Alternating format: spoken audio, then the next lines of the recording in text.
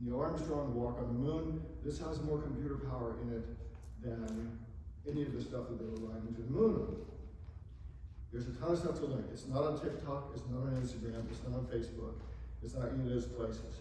But you have absolutely the world's sources of information right on your phone. And if you think about what we have when we live in America, right? We have freedom to choose how we're going to live our lives. We live in air-conditioned and heated buildings. We live in Northern Virginia, by and large. We don't have hurricanes, we don't have tornadoes, we don't have floods. People aren't bombing our roofs. Anytime we think, oh man, my life is like really hard, understand that we are gifted with the ability to live in the best place in the whole world. Like you're in the top 1% of the whole world. You go to any place else, like people in other countries, they walk into a Costco, like they would just drop dead of fright. Like it's amazing, all the stuff that we have. And so the point here is, there's no reason, no matter who you are, who you were born to, how much money you have, how much money your parents have, any of those things. There's no reason why you can't find a success path in the world for you, right? And we'll talk about sort of different success paths. All right. Now, did you watch the debates last night? Do some of you, yes? I stayed up until like 10 something, and I was like, I gotta go to bed. Yeah. I'm old. Did you read the newspapers? Did you read the headlines? Yeah. Some? All right. So the day after Pastor Kelsey said, "Hey, Mr. Klaus, hey Ben, can you come over and talk to you all about finding jobs?" The headline in the Washington, I still get the paper version of the Washington Post, right? So we get the next morning, and the headlines are, "A diploma in hand, no foot in the door." So we're talking about college graduates. Headline, "Lack of entry-level jobs, latest setback for new college grads." You woke up and you're a high schooler and you're looking at these headlines, you're thinking, this is awful. Like I have no chance in the world of ever getting a job because the Washington Post is telling me in the headline that it's just horrible. You gotta read the article.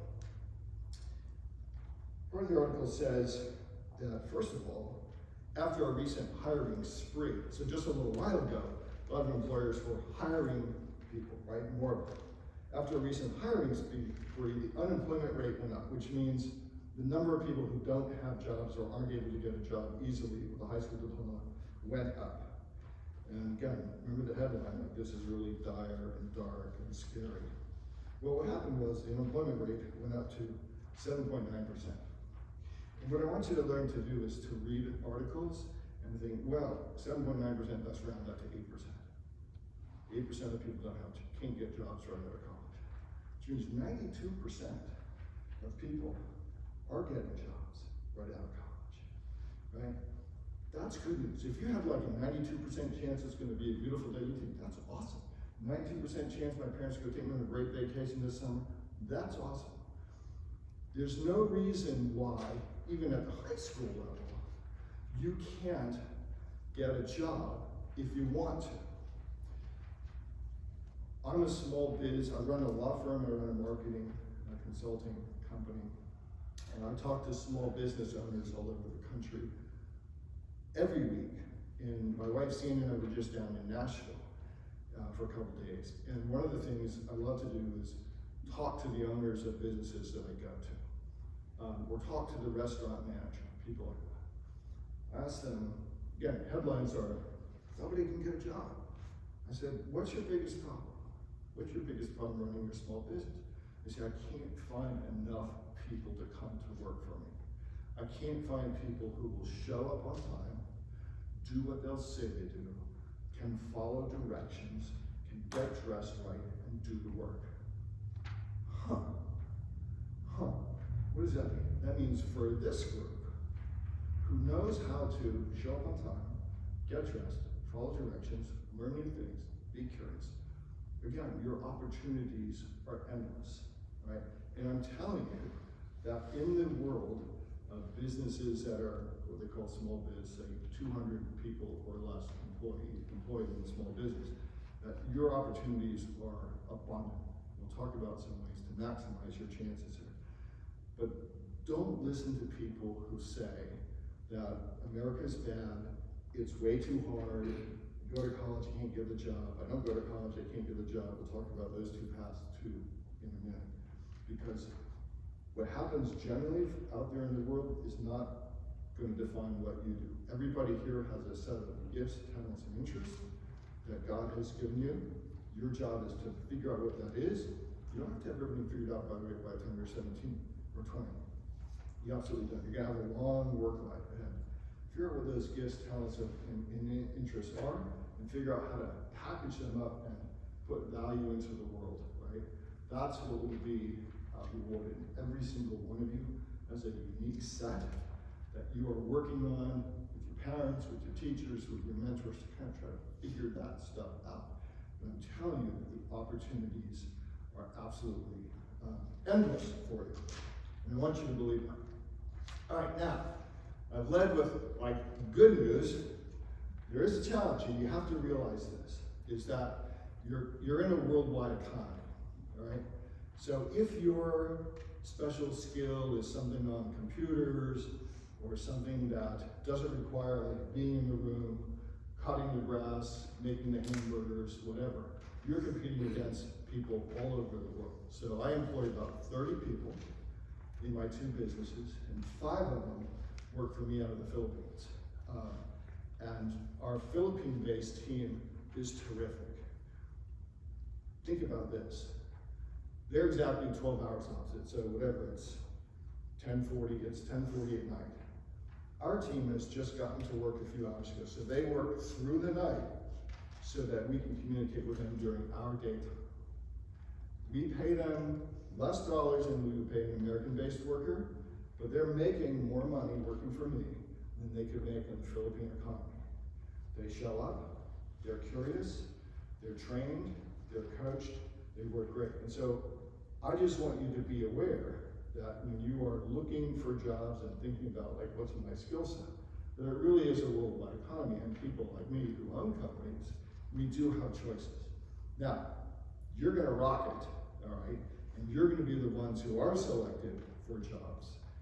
If you think about things in a certain way with this positive attitude, an attitude of curiosity we're talking about. But just know that if I need like graphic arts done, or video editing done, proofreading, or someone just to make routine phone calls, that I can find somebody. They don't have to be in Fairfax, Virginia, right? They can be literally on the other side of the world. All right. How many of you say have done a job interview besides this one? Like only a handful, right? How many job interviews have you done? I'm curious. For me? Yeah, anybody. 5. 5? 5, yeah. How was it? They've been different. Each one's very Yeah. different. Is that scary the first time? Oh, the first time was terrifying. Yeah. Yeah. That was exciting. Yeah, but now you've been through it, and probably you didn't get every job you interviewed for, right? How many? Just one. Just one? I have. 2. Okay. But they were for the same company. It's just every year you have to interview. Well, that's a really cool thing. Yeah, they want to make sure that they have hired the right people and they want to keep them. So job interviews, the first time you go on one, it can just seem scary. I'm young. Some older person who's either a manager or the owner of a business is asking me questions like, why do you want to work here? Tell me about what school you go to. Tell me about what your skills, and that can be scary. What I want you to know is that's 100% normal, all right? And even when you go on an interview and you don't get the job, like no one is judging that you aren't a good person. Because the reality is, when someone like me puts a job ad out there into the world, we get a lot of people that respond to it. A lot of people want to come to work for us. So you are one of many. But my recommendation for you is to go and get as many and do as many job interviews as you can. Because the first time you go into anything, the first time you do anything new, it gets hard. It's we aren't very good at it. I'm a longtime soccer referee, refereed for 50 years, and I coach young referees now. And I tell them, look, first year you're out there refereeing a game, like you're just not going to be very good because you need the experience of doing the thing. So the more chances that you get to just go on job interviews, to practice showing up, to practice some of the things I'm going to talk to you about here in a second, the better you're going to be when you start to move up sort of the job food chain and you're able to make more money and do more interesting things. By the way, when you're young and you're first looking for jobs, there's no job out there that's like, should be no job out there that's like beneath me, or I don't want to work that hard, or whatever. Your job when you're young is to practice and get practice doing jobs. Again, showing up at things. Those first couple of jobs that you have, they don't define you. They don't say anything about where your future is going to be. They really don't matter. I don't think too much as to where you're going to go to college, if you're going to go to college and take that path. Like, the whole point is just to put your foot into the world, start to interact with adults, start to get a feeling for what it's like to work with other people that aren't like your classmates, and start to understand that if you provide value to the company that you're working for, you will be paid for that. And the more value you provide, the more over time you will be paid. So going on interviews and getting jobs, again, you're protected. Like, I don't think anybody in this room, if you don't get a job, your family's not eating on the weekend, right? There are places around the world where if the 14, 15, 16-year-old isn't out producing money to bring home, the family doesn't eat on the weekend. We're fortunate, right? That's not generally our lives here. So you have a lot of room to make mistakes, to do work you don't like doing, to go and test things and try things, and most of all, to learn how to deal with adults and how to talk to adults and how to make adults who own businesses happy. All right. Be prepared to answer. This is one of our favorite questions. So we have at the law firm and at my marketing company, we have high school interns who come to us. Sometimes they're free interns because they're getting high school credit. Just had a young man from Yorktown High School worked 100 hours for me, helped me write my next book. It was fabulous. I didn't have to pay him because that was part of the program. We have other interns that come and we pay, right? One of the questions we ask when someone comes to us is, what are you reading, watching, and listening to now? And someone says back to us, I don't read any books. And by the way, the answers can be anything, right? The answers can be, I listen to some podcasts. I love fiction, all right? I like watching TED Talks on YouTube, right? Those answers are great. It's not necessarily what you're watching. Well, if you say I spend 12 hours a day on TikTok or Instagram, like, that's not a good answer, right? And again, there's nothing really of value on the social media side. So really, I understand the distraction, I understand the entertainment, how many cat videos can you watch, right? But having an answer to that question, what are you reading, watching, or listening to? That is, and we've had kids tell us, like, nothing. Okay, next. Why? Because we want somebody who's curious about the world. And most business owners, even if it's a job like in a fast food place, making subs. I met with a guy last week he is in college, and he has a summer job. One of his better summer job fell through, so now he's working at Mike's sub shop, making subs, Jersey Mike subs. And so we're just riffing on that a little bit. I said, the guy who owns that unit probably owns about 3 of them, right? He's probably built up a career where he's investing in Jersey Mike subs. He's trying to solve problems with hiring, with advertising, with money management, all those things, right? And so I said to this young man, I said, be curious about that. Like, if you have a job in a sub shop, the learning isn't just like, what is a BLT sub ingredients? That's, and most people are, they stop, that's the learning. The learning is, how does this place run? Why do people come in here to buy this stuff? How does the money work? Who ends up making more money? Who gets promoted? Why would you want to go and own 2 or 3 of these units? That's what a curious person working in a service level, customer facing job is thinking about. Like the average person, just, all right, how do I put these ingredients on this sub? The curious person who's probably gonna do better in the world in the long run is thinking and then asking questions about the business. How do we serve the customers better? How do we get the customer who didn't order a cookie to want to order a cookie so now to make more money doing that? So my point is here is that, again, when you're young, it almost doesn't matter what the job is, because by the time you're in your mid-20s, you're gonna be doing something completely different. And if you're like many of us who are my age, by the time you get into your 60s, you've done 6 or 7 or 8 or 10 different things. And the overwhelming likelihood is that in 15 years, you may be working a job that doesn't even exist today. Like the job hasn't been invented yet. You just think of all the new technology and stuff we have there in the world.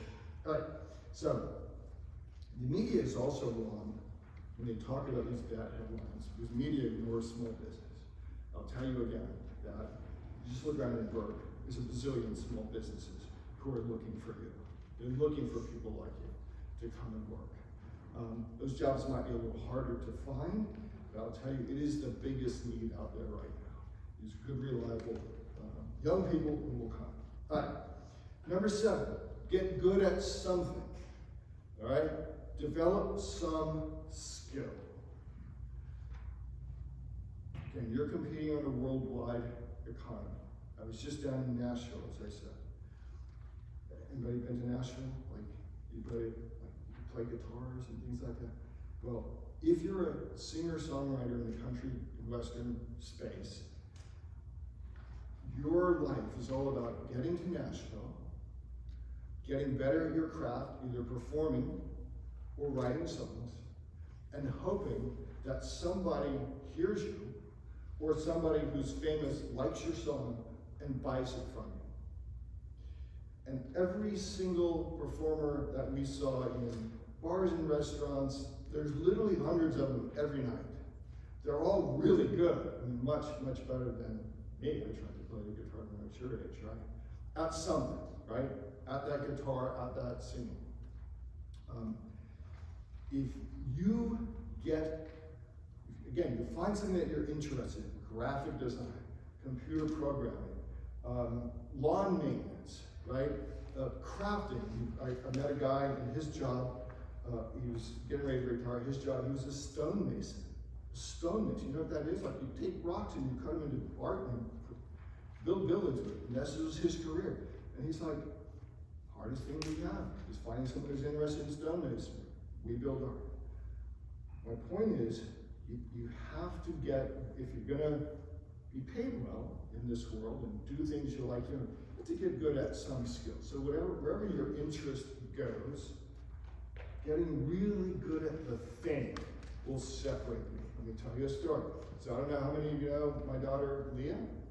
So Leah is 24 years old, adopted at the age 11 from China, and lived in an orphanage that was a hard place. Like, again, you think your lives are hard because your parents are mean to you? 11 years in an orphanage, like that was really hard. She came here, she went to, and I can tell this story, and she allows me to share it. Went to 7 different schools from the time she was in elementary school until the time she graduated from high school, right? Because language was hard, getting used to adults was hard for her. She really struggled. And you look at her many years ago and go, man, like how's she ever gonna go out into the world and make money? In high school, she did a free internship, one of the things we're talking about, at a dog grooming salon. You know what you do when you work at a dog grooming salon as a free intern? You clean up poop, and you dry the dogs first, and then you learn to bathe the dogs. Like that's the bottom rung of dog grooming, all right? but she found out that she was good at it, and she liked animals. So after high school, she didn't go to college. She went to dog grooming school. I'm not saying everybody here goes to dog grooming school. I'm saying she found something that she liked, and she wanted to get better at the skill. Right? Today, she's a dog groomer, and she works in she's the manager of a salon. She makes over $100,000 a year. No college. And she's the best dog groomer ever. And she's the best dog groomer ever. Now, here's what she does though. So Mr. Glass did not say I'll be a dog groomer, I'll make $100,000. Mr. Glass did not say don't go to college, right? Mr. Glass said there's many ways to make an impact in the world. Okay? But here's what she's good at. She is curious about the craft. So she spends her time watching videos about dog breeds and how to groom them, how to make them pretty, right? She spends her time going to conferences where she learns about the industry and she learns about grooming. And most importantly, the smartest thing Leah has done is she has made connections to other adults who are older, and she has invited them to be her mentors, and Leah can be very convincing, right? And so she has a bunch of people that she has their cell phone number, so that when something comes up in her job, dealing either with her employees or dealing with customers or dealing with a certain kind of dog, she's got people to go to. She makes more money than some of my kiddos who have gone to college, right? So again, what's the point? The point is, she found something she liked doing, she honed her craft and her skill, and the learning never stops.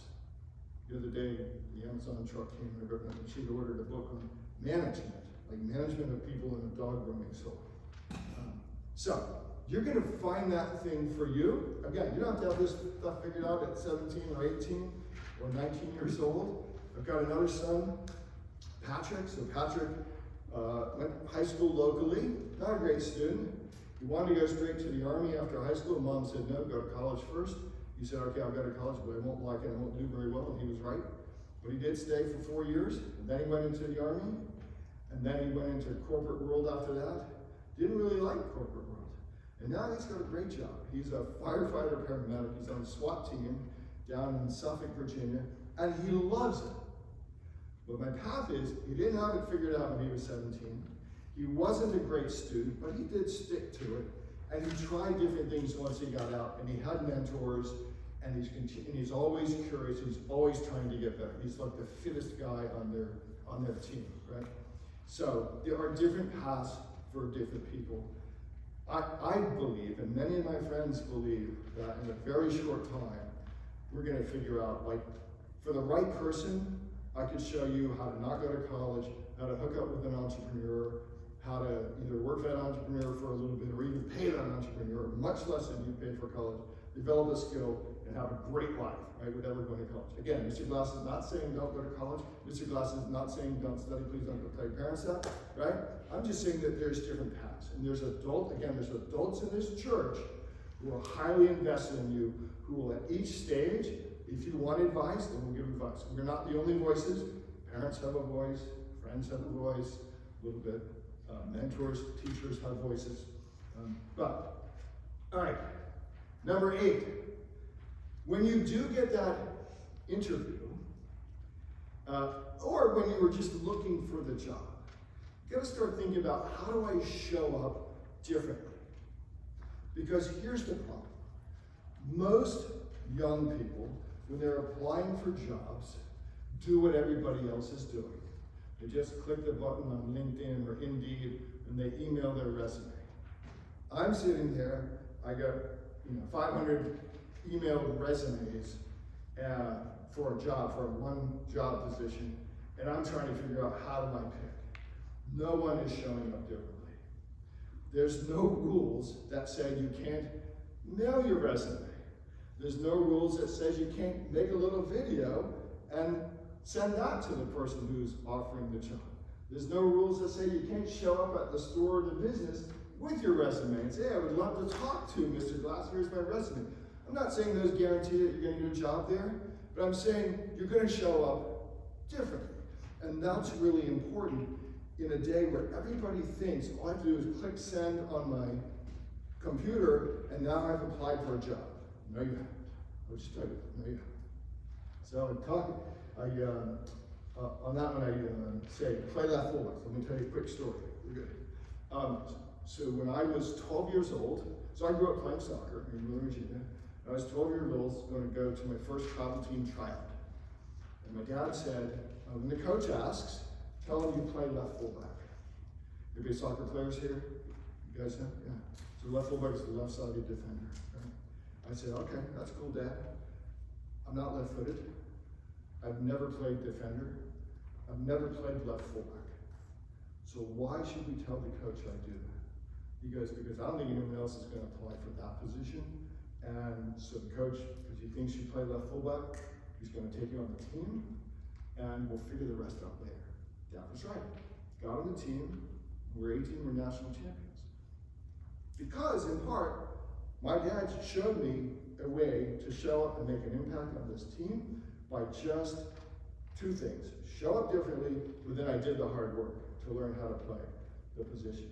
So this would be the cool thing. If you are applying for a job and you want to go, how can I show up differently?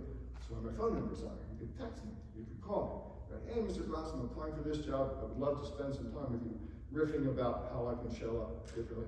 I am more than happy to do that for you. All right, we talked really about number 9, which is the purpose of having jobs at your age is just to have jobs. It's just to get used to being in the room. Just to get used to the discipline of a schedule that someone else is setting, or if you're working kind of freelance, the discipline of getting stuff done, right? All right, so now number 10. Most important part of this whole talk, and we'll take your questions. When you show up for an interview, like we could do, I actually have a paper I'll hand out to you. So our firm, we found that when we hired young people, no one ever told them how to dress for work. So we've got a paper that we hand out to people that's young people your age and a little bit older, tell them how to dress for work. There are, of course, things like show up on time. If you're doing a Zoom interview, make sure that you're allowed, don't do your Zoom interview on your phone. If you can avoid it, get a laptop, made up eye level, things like that. Those are kind of basics, right? I want you to show up as the most interested person in the room. Not interesting, right? It's not really about you, right? Interested. What do I mean by that? When you're applying for a job, find out something about the company you're applying for. Even if it's Jersey Mike's. And again, I'm not saying that's a bad job, but even if it's a service job, customer facing, making hamburgers, subs, whatever, selling flowers, whatever. Find out something about the company. And if you can, find out something about the person who's interviewing you. And think of 2 or 3 questions, because they're going to say, do you have any questions? We said that once, and the young lady goes, yeah, what time are the breaks, and tell me about the vacations, and when do I get to go home? We're like, that's not really the attitude and the spirit that we're looking for here, right? On the other hand, somebody says, hey, Mr. Glass, tell me about why you picked law. Hey, Mr. Glass, tell me about why you picked this area of the law. Hey, Mr. Glass, tell me about how you keep learning and how what's your day look like, and what book should I read? Figure out 2 or 3 questions about the company, and if you can, about the person. The question you can always ask the person who's interviewing you is, tell me a little bit how you got this job. Like, what was your path? Easy questions. And again, I'm happy to coach you on that. Because I'll tell you that no one's thinking about this, right? They're always thinking about themselves, right? They ask silly questions like, what are the hours? And that's silly, but it's not interested. You will stand out to me, because again, I'm looking at 100 resumes, and maybe we're doing 20 interviews. Oh, by the way, if I have 20 interviews scheduled, only 10 will show up, which is shocking. Which is shocking. So actually showing up on time, or telling someone if you've got another job and you're not going to show up, like that'll help you stand out. But come to the interview curious about the person and the company, and you will stand out. Okay? What questions do you have about any of that? That was a ton. Like I just dumped a whole bunch of stuff on you. but what you'll find is there's a bunch of life principles in there. In fact, I'm going to give each one of you, I actually wrote a book, it's called Live Life Big, which is part of my brand, a user's manual.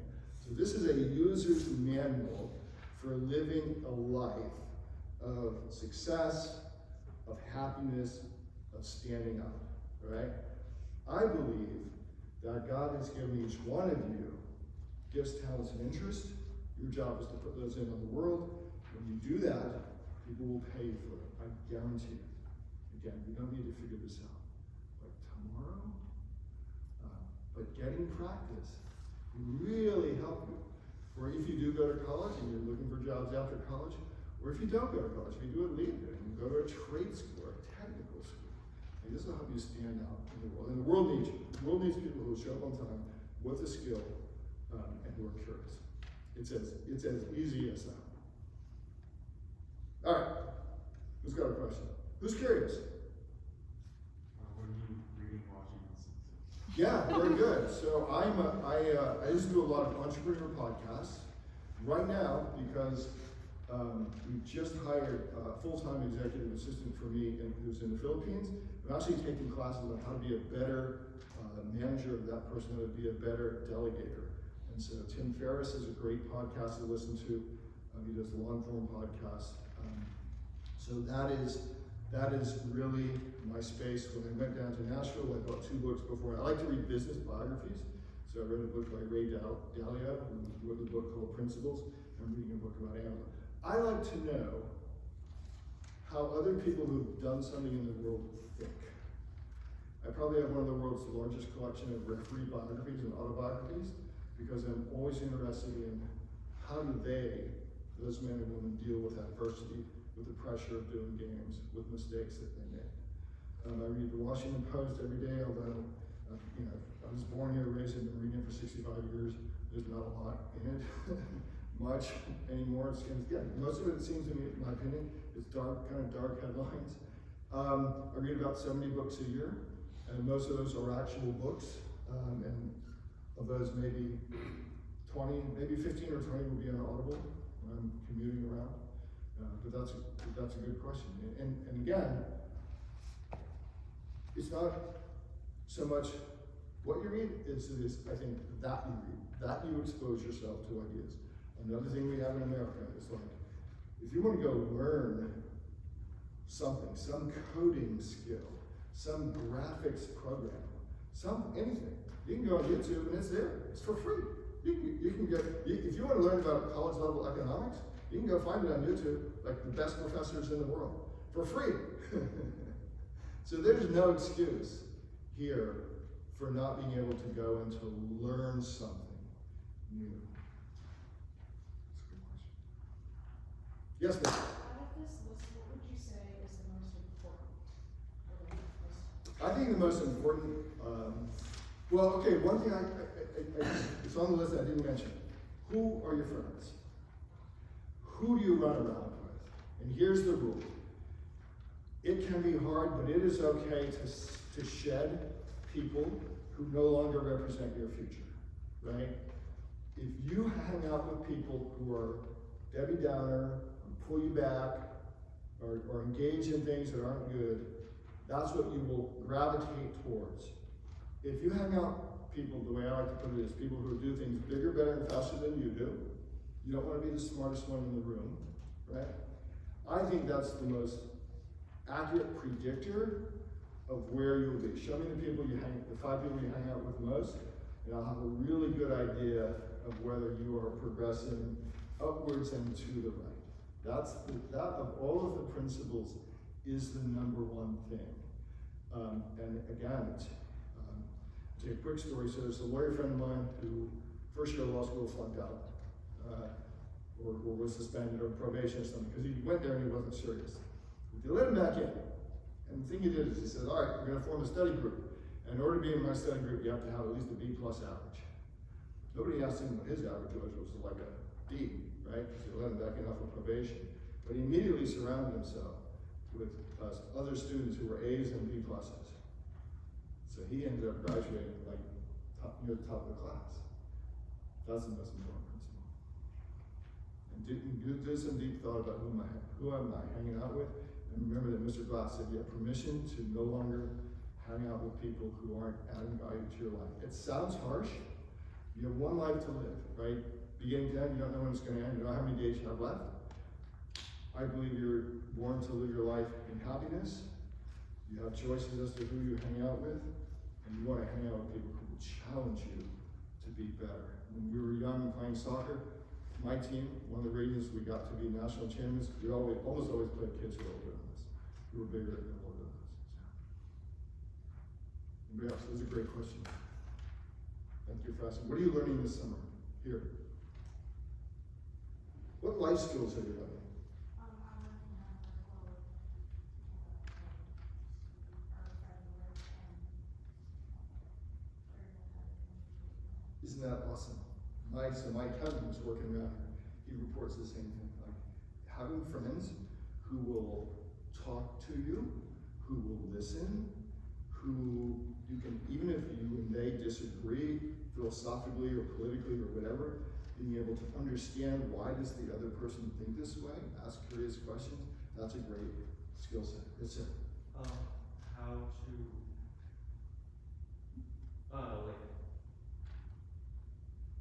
control emotions even when it's like a very stressful environment. Yes. That's another great rule. It's like we have zero control about what happens to us. Right? Get a flat tire. Somebody says something mean to you. Boom. We have 100% control over how we respond to that. Now it's easy to say and it's hard to do sometimes, isn't it? Right? We all have that because we're human beings, right? But if you can master that skill of going, when something bad happens, you go, what am I being taught here? Maybe I'm being taught patience. Maybe I'm being taught empathy, right? Now, I've worked with a coach, a mindset coach for probably 10 years, so it's not easy. But I have someone in my life who I talk to every month, not a therapist, not a counselor, but he's a mindset coach, so maybe he is my therapist and my counselor. And we talk about this over and over and over again. It's a hard thing to do.